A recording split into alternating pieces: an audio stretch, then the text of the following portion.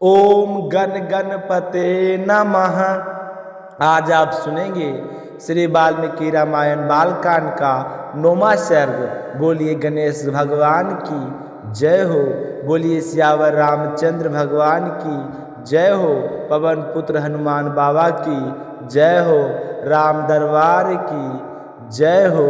पुत्र के लिए यश यज्ञ में यज्ञ करने की बात सुनकर सुमंत्र ने राजा से एकांत में कहा कि महाराज, एक पुराना इतिहास मैंने पुराणों में भी इसका वर्णन सुना है। ऋत्विज के पुत्र प्राप्ति के लिए इस यज्ञ उपाय का उपदेश किया है, परंतु मैंने इतिहास के रूप में कुछ विशेष बात सुनी है। हे राजन, पूर्व काल में भगवान सनत कुमार ने ऋषियों के निकट एक कथा सुनाई थी। वह आपकी पुत्र प्राप्ति से संबंध रखने वाली है। उन्होंने कहा था कि मुनीश्वर महर्षि कश्यप के डंक नाम से प्रसिद्ध एक पुत्र है। उनके भी एक पुत्र होगा जिसकी लोगों में ऋषि श्रृंग नाम से प्रसिद्ध होगी। वे ऋषि सिंह मुनि सदा वन में ही रहेंगे और वन में ही पालन पोषण पाकर वे बड़े होंगे, और वह हमेशा अपने पिता के साथ रहने के कारण दूसरे किसी को नहीं जानेंगे। हे राजन, लोक में ब्रह्मचार्य के 2 रूप विख्यात है, और ब्राह्मणों को ने सदा उन दोनों को स्वरूपों को वर्णन किया है। एक तो है दंड मेखला आदि धारण रूप मुख्य रूप से ब्रह्मचारी है, और दूसरा है ऋतु काल में पत्नी समागम रूप गौण ब्रह्मचार्य। उन महात्मा के द्वारा उक्त दोनों प्रकार के ब्रह्मचार्य का पालन होगा। इस प्रकार रहते हुए मुनि का स्वर अग्नि तथा यशस्वी पिता की सेवा में व्यतीत होगा। उसी समय यंग देश में रोमपाद नाम के एक बड़े प्रतापी और बलवान राजा होंगे। उनके द्वारा धर्म का उल्लंघन हो जाने के कारण उस देश में घोर अनावृष्टि हो जाएगी, जो सब लोगों को अत्यंत भयभीत कर देगी। वर्षा बंद हो जाने से राजा रोमपाद को भी बहुत दुख होगा। वे शास्त्र ज्ञान में बढ़े चढ़े ब्राह्मणों को बुलाकर कहेंगे कि हे विप्र ब्राह्मण, आप लोग वेद शास्त्र के अनुसार कर्म करने वाले तथा लोगों के आचार विचार को जानने वाले हैं, अतः कृपया करके मुझे ऐसा कोई नियम बताइए जिससे मेरे पाप का प्रायश्चित हो जाए। राजा के ऐसे कहने पर वे वेदों के प्रांगत विद्वान सभी ब्राह्मण उन्हें इस प्रकार सलाह देंगे कि राजन विमना के पुत्र ऋषि श्रृंगवेद के परगांव में भोपाल आप सभी उपायों से उन्हें यहाँ ले आइए। बुलाकर उनका भली भांति सत्कार कीजिए। फिर एग्रचित होकर वैदिक विधि के अनुसार उनके साथ अपनी कन्या शांता का विवाह कर दीजिए। तो उनकी बात सुनकर राजा इस चिंता में पड़ जाएंगे कि किस उपाय में उन शक्तिशाली महर्षि को यहाँ लाया जा सकता है। फिर वे मनस्वी नरेश मंत्रियों के साथ निश्चय करके अपने पुरोहित और मंत्रियों को सत्कार पूर्वक वहाँ भेजेंगे। राजा की बात सुनकर वे मंत्री और पुरोहित मोहन लटकाकर दुखी होकर यूँ कहेंगे कि हम महर्षि से डरते हैं, इसलिए वह नहीं जाएंगे। यह कहकर वे राजा से बड़ी अनन्य विनय करेंगे। इसके बाद सोच विचार करके वे राजा के कोई योग उपाय बताएंगे और कहेंगे कि हम उन ब्राह्मण कुमार को किसी उपाय से यहाँ ले आएंगे। ऐसा करने से कोई दोष नहीं घटित होगा। इस प्रकार गणिका की सहायता से अंगराज मुनि कुमार ऋषि सारिंग को यहाँ बुलाएंगे, और उनके यहाँ आते ही इंद्रदेव उस राजा में वर्षा करेंगे। फिर राजा उन्हें अपनी पुत्री शांता समर्पित कर देंगे। इस प्रकार ऋषि श्रृंगी आपके जमाते हुए वे ही आपके लिए पुत्र को सुलभ करने वाले यज्ञ कर्म का संपादन करेंगे। यह सनत कुमार जी की कही हुई बात मैंने आपसे निवेदन की। यह बात सुनकर राजा दशरथ को बड़े ही प्रसन्नता हुई। उन्होंने सुमंत से कहा कि मुनि कुमार श्रृंगरम को यहाँ जिस प्रकार से और जिस उपाय से बुलाया गया है वह आप मुझे सब कुछ स्पष्ट रूप से बताओ, मैं सुनना चाहता हूँ। तो सुमंत ने राजा दशरथ को क्या बताया, यह सुनेंगे अपने 10वें सरंग में। आज का 9वां सरंग पूरा हुआ। श्रद्धा भाव से सुनने के लिए आप सभी का बहुत बहुत धन्यवाद। भगवान श्री राम आपकी समस्त मनोकामनाएं पूर्ण करेंगे। आप सुनेंगे दूसरी कथा, जो हर कथा के बाद में अवश्य सुननी चाहिए। अब सुनते हैं लप्सी और तपसी की कहानी। बोलिए लप्सी तपसी की जय हो। बहुत पुराने समय की बात है। एक गांव में एक ब्राह्मण परिवार रहा करता था। उसमें पति पत्नी के अलावा उनके 2 बच्चे थे। एक बेटा था, एक बेटी थी। ब्राह्मण दंपति बहुत ही सरल स्वभाव के थे। समय मिलने पर प्रभु का स्मरण किया करते थे। उनकी बेटी बहुत ही संस्कारी और सुशील थी, लेकिन उनका बेटा आवारा किस्म का था। वह कोई काम धाम नहीं करता था और ना ही कभी अपने माँ बाप का कहना मानता था। समय के साथ दोनों भाई बहन बड़े हो गए। बहन की शादी कर दी गई, पर भाई का वही हाल था। उसके माँ बाप ने उसे समझाया कि बेटा अब हम बूढ़ा हो गए हैं, तुम कोई काम किया करो, लेकिन उस पर उनकी बातों का कोई असर नहीं होता था। तो एक दिन ब्राह्मणी अपने पति से कहने लगी कि स्वामी आप बिल्कुल काम छोड़ दीजिए। जब घर में कुछ नहीं होगा तो यह अपनी जिम्मेदारी समझेगा और काम पर लग जाएगा। तो ब्राह्मण दूसरे दिन से काम पर जाना छोड़ दिया। तो यह देखकर उनके बेटे ने कोई काम नहीं किया और चोरी करने चला गया। आते जाते राहगीरों को लूट लेता और उसी से अपने घर का गुजारा किया करता था। तो उसके लूटने और चोरी करने की आदत से सारे गांव वाले उसे लप्सी कहने लगे।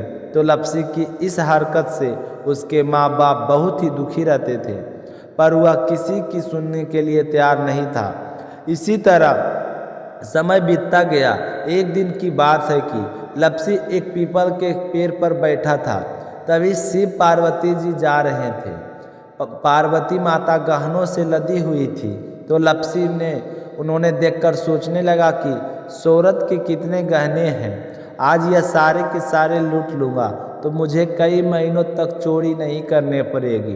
तो वह लूटने के इरादे से पीपल की ओट में होकर बैठ गया। जैसे ही शिव पार्वती वहाँ से जाने लगे तो लप्सी एकदम से शिव पार्वती के सामने आकर कहने लगा कि जल्दी से जितने सारे गहने पहन रखे हैं उतार दो। तो पार्वती माता कहने लगे कि तुम चोरी क्यों करते हो, तुम्हें पता है चोरी करना पाप है। तो लप्सी कहने लगा कि क्या करूं, घर पर मेरे माँ बाप हैं, मेरी एक भांजी है, उनके लिए दोनों समय का भोजन की व्यवस्था कहाँ से करूं, मुझे कोई काम तो आता नहीं है। तो लप्सी की बात सुनकर पार्वती माता कहने लगी कि तुम जो चोरी करके पाप करते हो, इस पाप का भागी कौन बनेगा। तो लप्सी कहने लगा कि मेरे घर वाले सारे बनेंगे। तो पार्वती माता कहने लगे कि कोई नहीं बनेगा, पाप के भागी केवल तुम बनोगे। तो लप्सी कहने लगा कि लूट कोस कर उन्हीं के लिए लेकर जाता हूँ, तो पाप के भागी तो उन्हें बनना ही पड़ेगा। तो लप्सी की बात सुनकर पार्वती माता ने हंसकर कहा कि हम यहीं पर बैठे हैं और तुम अपने घर जाओ, अपने घर वालों से पूछो कि कोई तुम्हारे पाप का भागी बनेगा क्या। तो यह सुनकर लप्सी भागा गया अपने घर और अपनी माँ के पास गया और कहने लगा कि माँ मैं चोरी करके लाता हूँ, राह चलते राहगीरों को लूटता हूँ, तुम्हारे लिए ही तो करता हूँ। तो तुम मुझे एक बात बताओ, चोरी करने से जो पाप लगता है तो वह पाप मेरे पाप का भागी बनोगे। तो लप्सी की बात सुनकर उसकी माँ कहने लगी कि बेटा मैंने तो तुमसे नहीं कहा कि तुम चोरी करके लाओ, तुम कमा कर लाओ, हमें 2 वक्त की रोटी चाहिए, तो मैं तो तुम्हारी पाप की भागी नहीं बनूंगी। तो माँ के मुंह के इस तरह की बात सुनकर लप्सी तो हैरान हो गया। फिर वह अपने पिताजी के पास गया और जाकर कहने लगा कि पिताजी मैं जो कुछ लूट कोस कर लाता हूँ वह आपके लिए ही तो लाता हूँ, देखो मैंने लूट कर कितना धन इकट्ठा कर लिया है, कितनों ऐसो आराम से तुम्हारे जिंदगी, अगर मैं चोरी नहीं करता तो क्या यह सब हमें मिलता। तो पिताजी मैं आपसे एक बात पूछना चाहता हूँ, चोरी करने से पाप लगता है, तो उस पाप में आप मेरे भागीदार बनोगे क्या? तो लप्सी की बात सुनकर उसके पिताजी कहने लगे कि बेटा, मैंने नहीं कहा कि तुम चोरी करके लाओ, तुम कमा कर लाओ, मैं तुम्हारे पाप का भागी नहीं बनूंगा। तो माँ बाप के मुंह से इस तरह की बात सुनकर वह बहुत ही उदास हुआ और सोचने लगा कि मैं कितने महीनों से चोरी कर रहा हूँ, ना जाने मुझ पर कितना पाप चढ़ गया है, और यह सब बोल रहे हैं कि मेरे पाप के भागी हम नहीं बनेंगे, तो अब क्या होगा?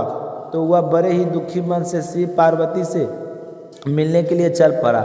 जैसे ही घर से बाहर निकलने लगा तो उसकी छोटी सी भांजी दरवाजे पर खेल रही थी। उसे पता नहीं था कि पाप पुण्य क्या होता है। तो वह कहने लगे कि मामा, पाप की भागी मैं बनूंगी। तो इस तरह कहते हुए लप्सी ने उसे गोद में बैठाया और चल पड़ा।